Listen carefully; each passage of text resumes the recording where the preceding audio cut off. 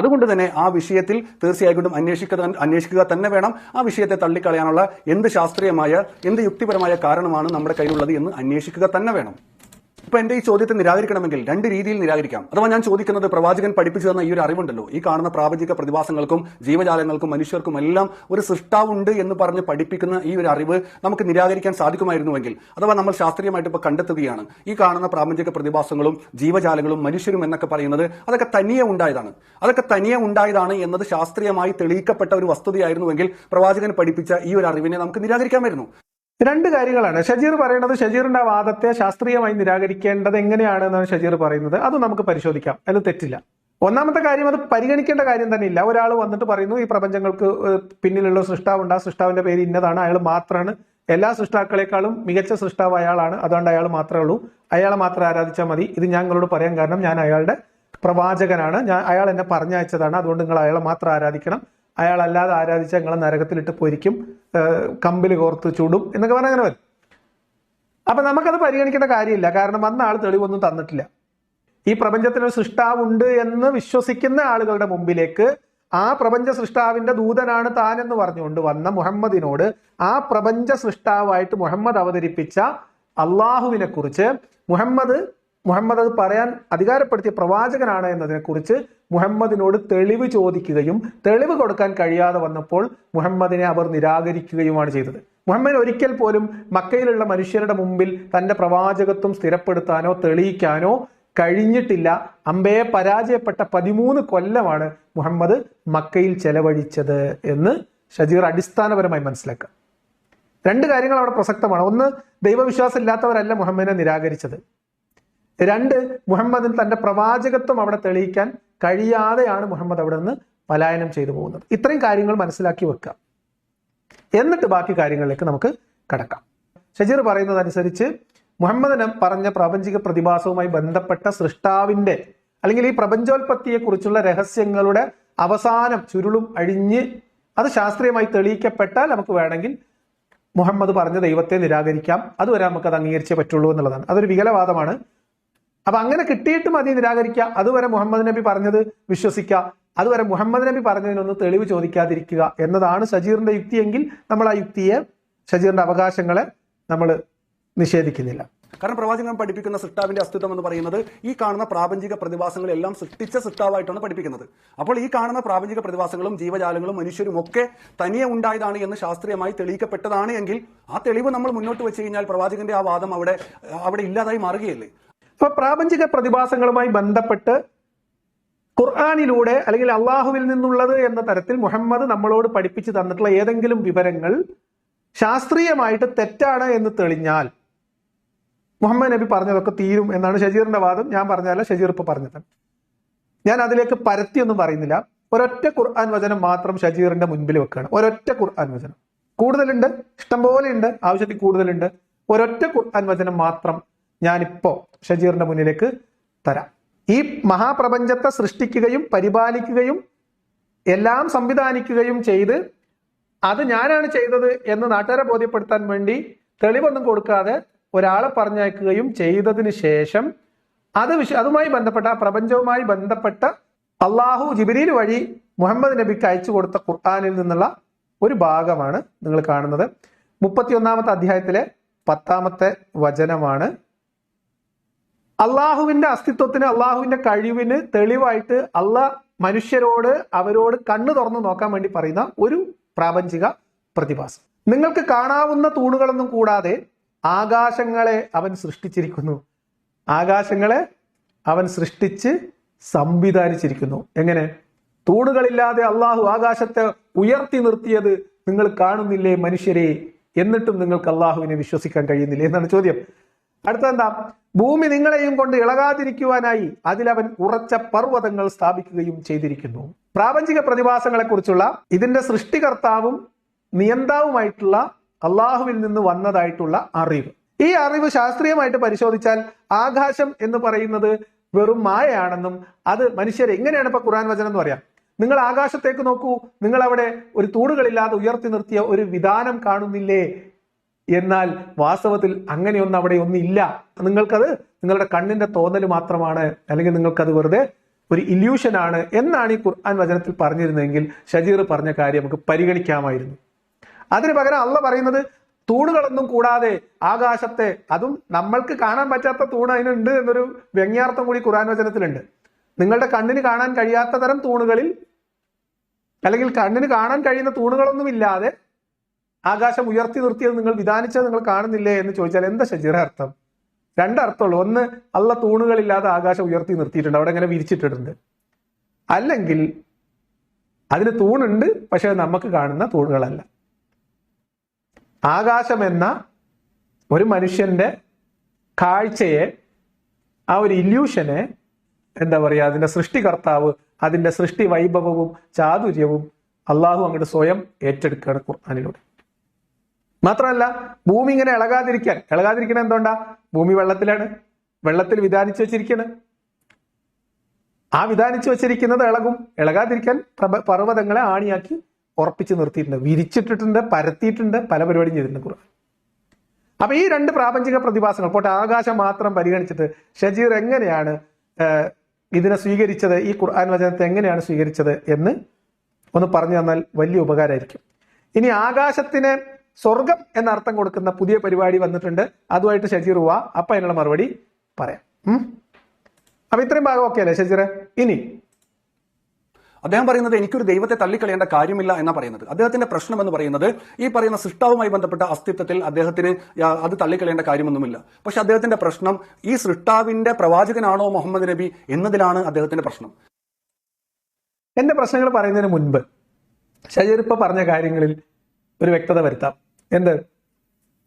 ഈ പ്രാപഞ്ചിക പ്രതിഭാസങ്ങളെ കുറിച്ച് അതിനെ ശാസ്ത്രീയമായിട്ട് നിരാകരിക്കാൻ എനിക്ക് കഴിയാത്തത് കൊണ്ടാണ് പോലും ഞാൻ ദൈവത്തെ കണ്ടാൽ കൊല്ലാൻ നടക്കുന്ന ആളല്ല എന്ന് പറഞ്ഞത്. ശാസ്ത്രീയമായും യുക്തിഭദ്രമായും ദൈവത്തെ, ഷജീർ പറഞ്ഞ ദൈവത്തിന്റെ അസ്തിത്വത്തെ നിരാകരിച്ച് കഴിഞ്ഞു ഒറ്റ ഖുർആൻ വചനം കൊണ്ട്. ഇനി ഷജീർ പറയുന്ന വാദം അനുസരിച്ച് ദൈവത്തോട് എനിക്ക് കലിപ്പില്ല എന്ന് പറഞ്ഞാൽ ഇല്ലാത്തൊരു കാര്യത്തിനോട് യുദ്ധം വെട്ടുക എന്ന് പറയുന്നത് അള്ളാഹുവിന്റെ മാത്രം രീതിയാണ്, എന്റെ രീതിയല്ല. എന്നെ സംബന്ധിച്ച് ഷജീർ പറയുന്നത് പോലെയോ ഇസ്ലാം പറയുന്നത് പോലെയോ ഇവിടുത്തെ മറ്റേതെങ്കിലും മതങ്ങൾ പറയുന്നത് പോലെയുള്ള ഒരു പ്രപഞ്ചത്തിന് പുറത്തിരുന്ന് ഇതിനൊക്കെ നിയന്ത്രിക്കുന്ന, ഞാൻ കക്കൂസ് പോകുമ്പോൾ ഏത് കാല് വെക്കുന്നു, കിടന്നുറങ്ങുമ്പോൾ ഏത് കയ്യിലാണ് എന്റെ കവിൾത്തടം വെക്കുന്നത്, ഇതൊക്കെ സൂക്ഷ്മമായിട്ട് നിരീക്ഷിക്കുന്ന, ഞാൻ എൻ്റെ പങ്കാളിയുമായിട്ട് എൻ്റെ ബെഡ്റൂമിൽ ഇരിക്കുമ്പോൾ ഞാൻ എന്തൊക്കെ ദിക്ർ ചൊല്ലി, എവിടം കൊണ്ട് തുടങ്ങി, എന്തൊക്കെ ചെയ്തു എന്ന് അന്വേഷിക്കാൻ ആളെ ഏർപ്പാടാക്കുന്ന, ഞാൻ എൻ്റെ ഭാര്യയുമായിട്ട് സല്ലപിക്കുന്നതിനിടയിൽ ഭാര്യ എന്താണ് മറുപടി പറയുന്നുണ്ട്, എൻ്റെ ഇഷ്ടത്തിനൊക്കെ ഇംഗിതങ്ങൾക്കൊക്കെ വഴങ്ങുന്നുണ്ടോ എന്ന് നോക്കാനും അത് റെക്കോർഡ് ചെയ്യാനും, അതിന് വഴങ്ങുന്നില്ല, എന്നോട് അനുസരിക്കാത്ത ഒരവസ്ഥയുണ്ട്, അല്ലെങ്കിൽ എന്നോട് ഞാൻ ഒരാവശ്യം പറയുമ്പോൾ അതിന് വിസമ്മതം അറിയിച്ചാൽ അതൊന്ന് പ്രാഗിക്കോളാൻ പറഞ്ഞിട്ട് ആളെ ഏർപ്പാടാക്കുന്ന ഒരു പടച്ചവൻ, പൊന്നാര ഷജീർ. അങ്ങനെ ഒരു പടച്ചവനെ കുറിച്ച് എനിക്ക് ആദിയില്ല, ആശങ്കയില്ല. അതാണ് ഞാൻ പറഞ്ഞതിന്റെ അർത്ഥം. അങ്ങനെ ഒരു പടച്ചവൻ ഉള്ളതായിട്ട് എനിക്ക് ബോധ്യമില്ല. ഇനി ഈ പ്രപഞ്ചത്തിന്റെ പിന്നിൽ ഒരു ശക്തിയുണ്ട്, ഈ പ്രപഞ്ചം തന്നെ ഒരു ശക്തിയാണെന്നൊക്കെ പറഞ്ഞാൽ അതിനെ നിരാകരിക്കേണ്ട കാര്യമില്ല ഷജീറെ. അങ്ങനെ ഒരു വാദമല്ല ഇസ്ലാമിൻ്റെത്. ഇസ്ലാമിനെ നമ്മൾ പ്രത്യേകം, ദൈവവിശ്വാസത്തെ പ്രത്യേകം, ഇത് രണ്ടായിട്ട് തന്നെ പരിഗണിക്കണം. അപ്പൊ ഞാൻ പറഞ്ഞത് ഇതിന്റെ ഒക്കെ പിന്നിലൊരു ശക്തിയുണ്ട്, ദൈവമുണ്ട് എന്ന് ലോകത്ത് ആളുകൾ, കോടിക്കണക്കിന് ആളുകൾ വിശ്വസിക്കുമ്പോൾ അങ്ങനെ ഒരു സൃഷ്ടാവില്ല, അങ്ങനെ ഒരു സൃഷ്ടാവില്ല ഇല്ല എന്ന് വാദിച്ച് നടക്കേണ്ട കാര്യമില്ല. ഇല്ല എന്ന് നമുക്ക് ബോധ്യമായി, പിന്നെ എന്തിനാ വാദിച്ച് നടക്കുന്നത്? അതുകൊണ്ടാണ് പറഞ്ഞത് ഇനി അങ്ങനെ ഒരു വിശ്വാസമുണ്ട്, അത് മറ്റു മനുഷ്യരെ ബാധിക്കാത്ത തരത്തിൽ ഈ പ്രപഞ്ചത്തിന്റെ പിന്നിലൊക്കെ ഒരു ശക്തി ഉണ്ടാവാം എന്നൊരാൾ വിശ്വസിക്കുകയാണ്. നമ്മൾ എന്തിനാണ് കലഹിക്കുന്നത്? എന്തിനാണ്? അത്തരം കലഹമില്ല. ഇനി അങ്ങനെ ഒരു ദൈവമുണ്ട് എങ്കിൽ, ദൈവം പ്രത്യക്ഷപ്പെടുകയാണെങ്കിൽ ആ ദൈവത്തിനോട് നമുക്ക് ചോദിക്കാൻ ചില ചോദ്യങ്ങളുണ്ട്, ദൈവത്തിന് പറഞ്ഞു കൊടുക്കാൻ ചില ഉപദേശങ്ങളുണ്ട് എന്നത് മാത്രമേ ഉള്ളൂ. അല്ലാതെ ദൈവത്തിനോട് നമുക്ക് ശത്രുതയും ഒന്നുമില്ല, ആ സങ്കല്പത്തോടും ഇല്ല, ദൈവവിശ്വാസികളോടും ഇല്ല. അതാണ് ആ പറഞ്ഞതിന്റെ ചുരുക്കം. അപ്പൊ ദൈവത്തോട് കലഹമില്ല, ദൈവവിശ്വാസികളോടും കലഹമില്ല എന്നാണ് ഞാൻ പറഞ്ഞതിന്റെ ചുരുക്കം. എന്തായാലും ഷജീർ അവിടെ പിടിച്ച് മുന്നോട്ട് പോകുമ്പോൾ ബാക്കി എന്താ വരുന്നത് നമുക്ക് കേൾക്കാം. അഥവാ മുഹമ്മദ് നബിയുടെ ജീവിതം എടുത്തു കാണിച്ചുകൊണ്ട് അദ്ദേഹത്തിന് 5 മണിക്കൂറുള്ള ആ ഒരു അവതരണത്തിൽ അതാണ് ഏറ്റവും കൂടുതൽ വന്നിട്ടുള്ളത്, മുഹമ്മദ് നബി ചെയ്ത യുദ്ധങ്ങൾ അല്ലെങ്കിൽ അത്തരം കാര്യങ്ങൾ. അപ്പോൾ അത്തരം കാര്യങ്ങൾ ഒരു പ്രവാചകന് ചേർന്നതാണോ? അല്ലെങ്കിൽ ഈ പറയുന്ന മഹാസൃഷ്ടാവിന്റെ ഒരു ദൈവദൂതൻ, ആ ദൈവദൂതന്റെ ക്വാളിറ്റീസ് ഒക്കെ ഈ പറയുന്ന മുഹമ്മദ് നബിയിൽ ഉണ്ടോ എന്നതാണ് അദ്ദേഹത്തിന്റെ പ്രശ്നം. മറ്റൊരു പ്രശ്നം എന്ന് പറയുന്നത്, ഈ പറയുന്ന മുഹമ്മദ് നബി പഠിപ്പിച്ചു തരുന്ന ആ ഒരു സൃഷ്ടാവുണ്ടല്ലോ, ആ സൃഷ്ടാവിന്റെ സ്വഭാവങ്ങൾ, ഗുണവിശേഷങ്ങളൊക്കെ ഈ പറയുന്ന മഹാപ്രപഞ്ചത്തിന്റെ സൃഷ്ടാവിന് ചേർന്ന ഗുണവിശേഷങ്ങളാണോ? ഇതാണ് അദ്ദേഹത്തിന്റെ പ്രശ്നം. ഷജീർ തന്നെ ഞാൻ പറയുന്ന കാര്യങ്ങൾ കൂടുതൽ വിശദീകരിക്കുന്നുണ്ട്. അതായത് ഇത്തരം ചില കാര്യങ്ങളൊക്കെ പരിഗണിച്ചിട്ട് യുക്തിഭദ്രമായും ശാസ്ത്രീയമായും ആണ് ഞാൻ ഇസ്ലാമിനെ നിരാകരിക്കുന്നത്. ഇതാണ് പറഞ്ഞു വന്നതിന്റെ ചുരുക്കം. അതന്നെയാണ് എന്റെ പ്രശ്നം.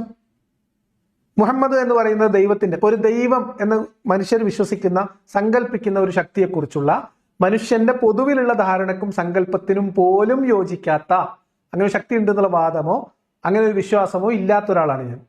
ഇനി അങ്ങനെ വിശ്വസിക്കുന്ന മനുഷ്യരുടെ ദൈവത്തെക്കുറിച്ചുള്ള സങ്കല്പത്തിനും ധാരണക്കും അതിനോടെങ്കിലും പൊരുത്തപ്പെടുന്നതാണോ മുഹമ്മദ് മുന്നോട്ട് വെക്കുന്ന ദൈവസങ്കല്പവും മുഹമ്മദിന്റെ ചെയ്തികളും മുഹമ്മദിന്റെ പ്രവൃത്തിയും നിയമവും മുഹമ്മദ് ഉണ്ടാക്കിയിട്ടുള്ള മതവും അതിലെ നിയമങ്ങളും ഒക്കെ ദൈവികമായ അംശം കലർന്നതാണോ എന്ന് നമ്മൾ പരിശോധിക്കും. മുഹമ്മദ് അവകാശപ്പെടുന്നത് പോലെ ഈ പ്രപഞ്ചത്തിന് ശക്തി ഉണ്ടെങ്കിൽ ആ ശക്തി നിർണയിച്ച അല്ലെങ്കിൽ നിയോഗിച്ച ഒരു ദൂതനാണ് മുഹമ്മദ് എന്നതിന് വല്ല തെളിവുണ്ടോ? അതൊക്കെ എന്റെ പ്രശ്നമാണ്. അതാണ് പരിശോധിക്കാൻ ഷജീറിന്റെ കൂടെ ഞാൻ കൂടാം എന്ന് പറഞ്ഞത്. പക്ഷെ ഷജീർ ഇത്ര നേരം അത് പറഞ്ഞിട്ടില്ല എന്നുള്ളത് ശ്രദ്ധേയമാണ്. പിന്നീട് ഈ പ്രവാചകൻ പറയുകയാണ്, ഞാൻ ആ സൃഷ്ടാവിന്റെ ദൂതനാണ് എന്ന് പറയുമ്പോൾ തീർച്ചയായിട്ടും ആ റിസാലത്ത് നമ്മൾ അന്വേഷിക്കേണ്ടതാണ്. അതോടൊപ്പം തന്നെ ആ സൃഷ്ടാവിന്റെ ഗുണവിശേഷങ്ങൾ എന്ന് പറഞ്ഞുകൊണ്ട് നമ്മളോട് പലതും പറഞ്ഞു തരുമ്പോൾ ആ ഗുണവിശേഷങ്ങൾ എന്ന് പറയുന്നത് ഈ മഹാപ്രപഞ്ചത്തെ, ഈ മഹാ ഗാലക്സികളെ, ഈ മഹാസംവിധാനങ്ങളെ എല്ലാം ഒരുക്കി ആ മഹാശക്തിക്ക് ചേർന്ന ഗുണവിശേഷങ്ങളാണോ ഈ പ്രവാചകൻ പഠിപ്പിക്കുന്നത് എന്നതും നമ്മൾ അന്വേഷിക്കേണ്ടതാണ്. തീർച്ചയായിട്ടും ഈ 2-3 കാര്യങ്ങൾ അന്വേഷിച്ചാൽ മതി. അപ്പോൾ ആ ഒരു കാഴ്ചപ്പാടിന്റെ ശാസ്ത്രീയമായ യുക്തിപരമായ അന്വേഷണമാണ് എങ്ങനെ നമുക്ക് അംഗീകരിക്കാൻ സാധിക്കും എന്നതാണ് നമ്മൾ വീഡിയോയിൽ ചർച്ച ചെയ്യുന്നത്. അതൊരു നല്ല പരിപാടിയാണ്. അപ്പോൾ ശ്രദ്ധിച്ച് കേൾക്കണം. ശാസ്ത്രീയമായും യുക്തിഭദ്രമായും ഇസ്ലാം പരിചയപ്പെടുത്തുന്ന, മുഹമ്മദ് നബി പരിചയപ്പെടുത്തുന്ന ദൈവാസ്തിത്വത്തെ തെളിയിക്കാൻ പോവുകയാണ് ഷജീർ. അത് പറഞ്ഞ് നാക്ക് വായിലായിട്ട് ഇടുന്നതിന് മുൻപ് തൊട്ട് പുറകെ ഷജീർ പറയുന്ന അടുത്ത സെന്റൻസ് ഒന്ന് കേട്ടോളൂ. ശാസ്ത്രം എന്ന് പറയുന്നത് നമുക്കറിയാം ഒരു അന്വേഷണ മേഖലയാണ്. ഈ പ്രപഞ്ചത്തെ പറ്റി പഠിക്കുന്ന, പദാർത്ഥ പ്രപഞ്ചത്തെ പറ്റി പഠിക്കുന്ന ഒരു അന്വേഷണ മേഖലയാണ്. അതിൽ പോലും പരിമിതിയുണ്ട്. കാരണം ഈ പ്രപഞ്ചം എന്ന് പറയുന്നത് വിശാലമായി കിടക്കുന്ന ഒന്നാണ്. അതിന്റെ ഒരു ചെറിയ ഭാഗത്തെ അറിവ് മാത്രമേ നമുക്ക് ഇപ്പോഴും കണ്ടെത്താൻ സാധിച്ചിട്ടുള്ളൂ. അപ്പോൾ അതുകൊണ്ട് തന്നെ ഈ ശാസ്ത്രത്തിന്റെ ടൂൾ ഉപയോഗിച്ചുകൊണ്ട് ഈ പദാർത്ഥ പ്രപഞ്ചത്തിന് അപ്പുറമുള്ള ഒരു ദൈവത്തെ കണ്ടെത്തുക എന്ന് പറയുന്നത് അസാധ്യമാണ്. കളഞ്ഞില്ലേ കഞ്ഞിക്കലം? ഇപ്പൊ ദൈവാസ്തിത്വത്തിന് ശാസ്ത്രീയമായും യുക്തിഭദ്രവുമായിട്ടുള്ള തെളിവുകൾ തരാം എന്ന് പറഞ്ഞ ഷജീർ, അതിനെ നിരാകരിക്കാൻ ശാസ്ത്രീയമായ അറിവ് അത്യാവശ്യമാണ്. അതല്ലാത്ത കാലത്തോളം ദൈവത്തെ നിരാകരിക്കാൻ കഴിയില്ലെന്നും മുഹമ്മദ് നബി പരിചയപ്പെടുത്തിയ ദൈവത്തെ വിശ്വസിക്കലാണ് ബുദ്ധി എന്നും പറഞ്ഞ ഷജീർ, നമ്മൾ ആരും ഇതുവരെ അതിനെ നിരാകരിച്ചിട്ടില്ല എന്ന് പറഞ്ഞ ഷജീർ ഇപ്പൊ പറയാണ് ദൈവാസ്തിത്വത്തിന് തെളിവ് തരാൻ കഴിയില്ല ശാസ്ത്രീയമായിട്ട്. കാരണം ദൈവം പദാർത്ഥ പ്രപഞ്ചത്തിന് പുറത്താണ്. അതുകൊണ്ട് ദൈവത്തിന് തെളിവ് തരാൻ ശാസ്ത്രീയമായിട്ട് തെളിവ് തരാൻ കഴിയില്ല. പക്ഷെ നിരാകരിക്കണമെങ്കിൽ നമ്മൾ ശാസ്ത്രീയമായ വസ്തുതാപരമായ കണക്കുകൾ വെച്ചിട്ടുള്ള തെളിവ് ഷജീറിന് കൊടുക്കുകയാണ്. ഇല്ലെങ്കിൽ മുഹമ്മദ് നബി പറഞ്ഞത് അപ്പാടെ വീഴില്ലണം. വല്ലാത്ത കുരുക്കനാണ് ഷജീർ ഇത്. കാരണം ഒരു സൃഷ്ടാവ് എന്ന് പറയുന്നത്, ദൈവം എന്ന് പറയുന്നത് ഈ പദാർത്ഥ പ്രപഞ്ചത്തെ സൃഷ്ടിച്ച സൃഷ്ടാവാണ്. അഥവാ ഈ പദാർത്ഥ പ്രപഞ്ചത്തിന് പുറത്തുള്ള ഒരു ശക്തിയാണ്. അതുകൊണ്ട് തന്നെ നമ്മുടെ ശാസ്ത്രത്തിന്റെ ടൂൾ ഉപയോഗിച്ചുകൊണ്ട് ആ സൃഷ്ടാവിനെ കണ്ടെത്തുക എന്ന് പറയുന്നത് അസാധ്യമാണ്.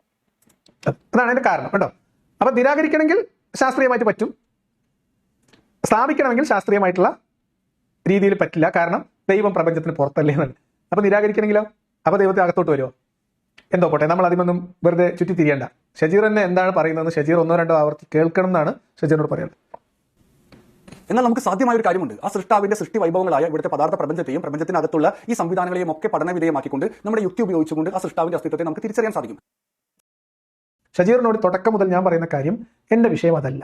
ഇസ്ലാം നിരാകരിക്കാനും ഇസ്ലാമിനെ വിമർശിക്കാനും ദൈവത്തിന്റെ അസ്തിത്വമോ അസ്ഥികൂടമോ അല്ല എന്റെ പ്രശ്നം. അത് ഞാൻ വളരെ ക്ലിയർ ആയിട്ട് പറഞ്ഞതാണ്. അത് ഷജീറിന് അറിവുള്ളതാണ്. എങ്കിലും ഷജീർ പറഞ്ഞിരുന്ന 2 കാര്യങ്ങളുണ്ട് പ്രധാനപ്പെട്ടത്. ഒന്ന്, ദൈവാസ്തിത്വം അത് നമ്മളൊരു ചർച്ചയ്ക്ക് എടുക്കുന്നില്ല. ഇനിയിപ്പോൾ ഒരു വാദത്തിന് വേണ്ടി ഇതിന്റെ പിന്നിൽ ഒരു ശക്തി ഉണ്ട് എന്ന് തന്നെ സങ്കല്പിച്ചു നോക്കാം. ഇസ്ലാമിന്റെ മുമ്പിൽ പ്രധാനപ്പെട്ട 2 കടമ്പകളുണ്ട്. ഒന്ന്, ആ ശക്തി മുഹമ്മദ് എന്ന് പറയുന്ന ഒരാളെ പ്രവാചകനായി നിയോഗിച്ചിട്ടുണ്ട്. ആ ശക്തി ഈ പറയപ്പെടുന്ന അള്ളാഹുവാണ്. ആ ശക്തി ഇങ്ങനെ മുഹമ്മദിലൂടെ ഇസ്ലാം എന്ന് പറയുന്ന ഒരു മതത്തെ ഇവിടെ സ്ഥാപിച്ചിട്ടുണ്ട്. ഇത്രയും കാര്യങ്ങൾ തെളിയിക്കണം. അതിനാകെ വേണ്ടത് മുഹമ്മദിന്റെ പ്രവാചകത്വം തെളിയിച്ചാൽ മതി. അത്രയും ചെയ്താൽ മതി. ഏറ്റവും ചുരുങ്ങിയത് ദൈവവിശ്വാസമുള്ളവർ, പ്രപഞ്ചത്തിന്റെ പിന്നിൽ ഒരു ശക്തിയുണ്ട്, ഒരു ദൈവമുണ്ട് എന്ന് വിശ്വസിക്കുന്ന ജനങ്ങൾക്കെങ്കിലും ഇസ്ലാമിനോടുള്ള വിയോജിപ്പ് മാറിക്കിട്ടാൻ അത് ധാരാളമാണ്. ദൈവത്തെ നിഷേധിക്കുന്നവരും ദൈവത്തെ മൈൻഡ് ചെയ്യാത്തവരായിട്ടുള്ള ആൾക്കാരെ വിട്ടുള്ളൂ. അതുകൊണ്ട് ഞാൻ തുടക്കം മുതൽ വിളിക്കുന്നത്, ഷജീറിനോട് ആവശ്യപ്പെടുന്നത്, മുഹമ്മദിന്റെ പ്രവാചകത്വം തെളിയിക്കാം. ഇസ്ലാം മുന്നോട്ട് വെക്കുന്ന ദൈവം സാമാന്യമായി ജനങ്ങൾക്ക്, ദൈവവിശ്വാസികൾക്ക് ദൈവത്തെക്കുറിച്ചുള്ള സങ്കല്പങ്ങളുമായി അത് പൊരുത്തപ്പെടുന്നുണ്ടോ? ഈ രണ്ട് കാര്യങ്ങളിൽ പരിശോധന നടത്തിയാൽ, ആ രണ്ട് കാര്യങ്ങളിൽ ബോധ്യം വന്നാൽ, പ്രപഞ്ചത്തിന്റെ പിന്നിൽ ഒരു ശക്തി ഉണ്ടെങ്കിലും ഇല്ലെങ്കിലും ഞാൻ ഷഹാദത്ത് കലിമ ചൊല്ലും. ഇത് ഞാൻ പറഞ്ഞതാണ്, തുടക്കം മുതൽ പറഞ്ഞതാണ്. അതുകൊണ്ട് ദൈവമുണ്ടോ ഉണ്ടില്ലേ, ഉണ്ണാൻ ഇലയിട്ടോ ഇലയിട്ടില്ലേ, ഇലവെട്ടാൻ പോയോ, ഈ ചർച്ച ഇവിടെയെങ്കിലും അവസാനിപ്പിച്ചിട്ട് മുഹമ്മദിന്റെ പ്രവാചകത്വത്തിലേക്കും ഇസ്ലാമിലെ ദൈവത്തിന്റെ ദൈവികതയിലേക്കും മാനവികതയിലേക്കും ഷജീർ ചർച്ച ചെയ്യണമെന്നാണ് ഞാൻ പറയാം. ഇത് തുടക്കം മുതൽ ഞാൻ പറയുന്നതാണ്. ഷജീർ അടുത്ത വീഡിയോയിൽ ഇതെപ്പോൾ പറയും, ഇപ്പൊ പറയുന്നത് ഇനി അതാണെന്നാണ് പറഞ്ഞുകൊണ്ടിരിക്കുന്നത്. നാളിതുവരെ അതിലേക്ക് ഷജീർ കടന്നിട്ടില്ല. എന്തായാലും ഒരു സൃഷ്ടാവ് ഉണ്ടാകും എന്ന് പറയുന്നത് ലിയാഖത്തിനെ സംബന്ധിച്ച് അതൊരു പ്രശ്നമല്ല എന്ന് അദ്ദേഹം തന്നെ പറഞ്ഞു കഴിഞ്ഞു. അദ്ദേഹത്തിന്റെ പ്രശ്നമായിക്കൊണ്ട് അദ്ദേഹം പറയുന്നത്, ഒരു സൃഷ്ടാവ് ഉണ്ടെങ്കിൽ ആ ഒരു സൃഷ്ടാവിന്റെ പ്രവാചകനാണ് മുഹമ്മദ് നബി എന്നത് അദ്ദേഹത്തിന് അംഗീകരിക്കാൻ സാധിക്കുന്നില്ല. അല്ലെങ്കിൽ മുഹമ്മദ് നബി പരിചയപ്പെടുന്ന സൃഷ്ടാവിന്റെ സിഫത്തുകളുണ്ട്, ഗുണവിശേഷങ്ങളുണ്ട്, അത് ഈ പറയുന്ന മഹാപ്രപഞ്ചത്തിന്റെ സൃഷ്ടാവിന് ചേർന്ന വിശേഷങ്ങളല്ല എന്നതിലേക്കാണ് ലിയാഖത്തിലൂടെ പ്രശ്നമുള്ളത്. അതൊക്കെയായിരിക്കും നമ്മൾ വരുന്ന വീഡിയോകളിൽ ചർച്ച ചെയ്യുന്നത്. ദയവേത് അത് അടുത്ത വീഡിയോയെങ്കിലും പറയണം. വാസ്തവത്തിൽ അതാണ് എന്റെ പ്രശ്നം. ഞാൻ പറഞ്ഞല്ലോ, ദൈവവിശ്വാസിയായിരിക്കേ മതം വിട്ട ആളാണ് ഞാൻ ഇസ്ലാം ഉപേക്ഷിക്കുമ്പോൾ ഈ പ്രപഞ്ചത്തിന് പിന്നിൽ ഒരു ശക്തി ഉണ്ടോ, ഉണ്ടാവും, ഉണ്ട് എന്ന് വിശ്വസിച്ചിരുന്ന ആളാണ്.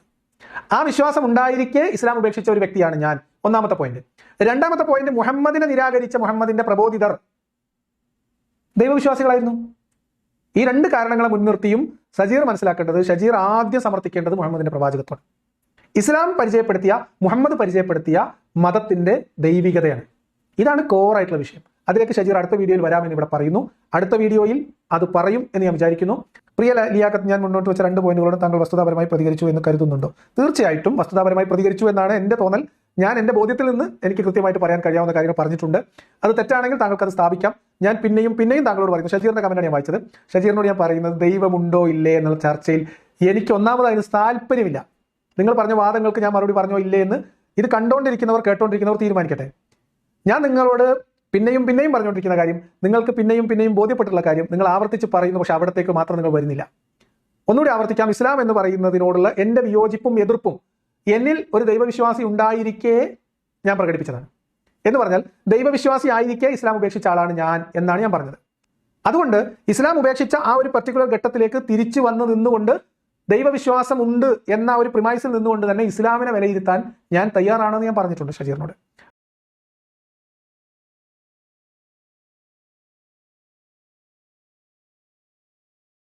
ആദ്യമേ ഒരു ക്ഷമ ചോദിക്കട്ടെ. ഇത്തരത്തിൽ വെല്ലുവിളിക്കുകയും ആ വെല്ലുവിളി ഏറ്റെടുത്തു കഴിഞ്ഞാൽ സമ്മാനം തരാം എന്നൊക്കെ പറയുന്നത് ഒട്ടും നിലവാരമില്ലാത്ത വർത്തമാനമാണ് എന്ന് എനിക്കറിയാം. ക്ഷമിക്കണം കേട്ടോ.